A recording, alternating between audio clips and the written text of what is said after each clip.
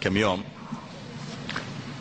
أخ طالب علم سوداني، وكان يلقي كلمة جزاه الله خير وذكر هالقصة. أحيانا هو طالب علم لغته جيدة الفصحى، لكن أحيانا بعض الناس مع الحماس يترك اللغة الفصحى ويتكلم عامي. فذكر القصة فقال: وخرج النبي صلى الله عليه وسلم وقبلين لا يوصل إلى بدر وقف وقال للصحابة: أشيروا علي أيها الناس. فقام المقداد وقال: وأحسن.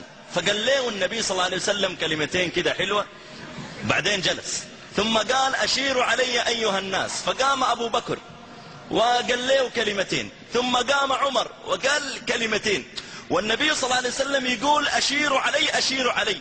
فقام سعد بن معاذ قال له: كنك دايرنا يا رسول الله. قال له: آي.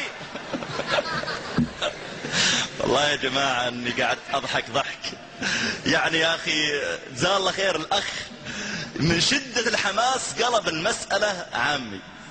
يقول: قام سعد بن معاذ قال له: كنك دايرنا يا رسول الله. قال له: آي.